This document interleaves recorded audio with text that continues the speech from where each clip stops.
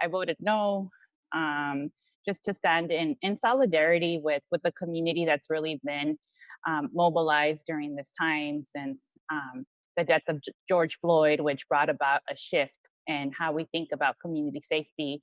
And it's not a new conversation. Folks, especially in our Black community, have been talking about this since the 1960s, but really kind of brought it to like the popular demand of community that we shift how we think about community policing. And in looking at that, they're looking at the budgets and the amount of funding that goes towards policing as a starting point to have that conversation. There are about 800 officers in the city of Tucson who are actually on the streets currently. Are you saying that that's too many or too little? What is your hope? I'm saying that we just need to start with looking at the scope of work that we expect from police officers, and get to the place where we have peace officers. That it's not enough to just plan, for just always having crime.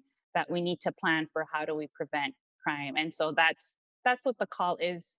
From the community has been about how do we make sure that folks have adequate housing, that they have living wage jobs, that they have access to education. How do we just make sure that all the systems, all the safety nets that people need, that'll keep them away from to turning to crime, that those are in place. In recent years, Tucson police have actually expanded their community policing so that in some cases, dispatch will send support systems, crisis response instead of officers. In your opinion, have those all been steps in the right direction?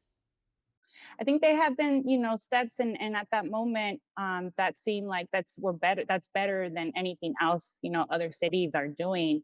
But with what's happened here, in March and April with the deaths of Damian Alvarado and Carlos Ingram Lopez, is that it's not enough.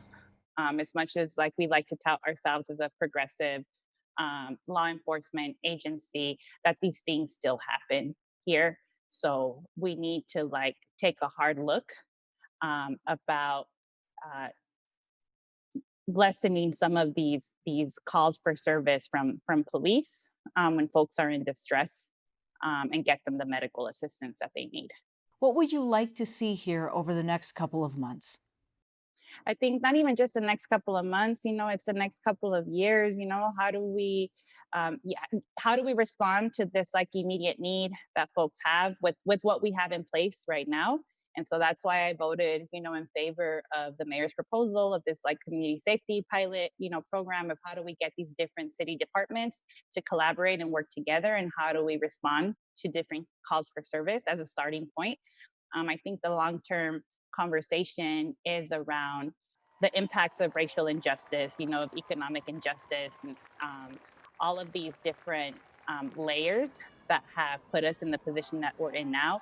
And so, how do we start to rectify these past wrongs that we've inherited? Like, I am not responsible, for slavery or for colonization of indigenous people, or that we have people who live, segregated. I'm not responsible for having created those conditions, but I am responsible for doing something about it now. We're not all born into wealth. We don't all inherit wealth.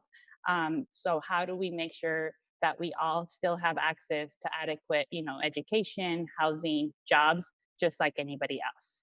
All right, Lane Santa Cruz from the Tucson City Council. Thanks for your time. Thank you.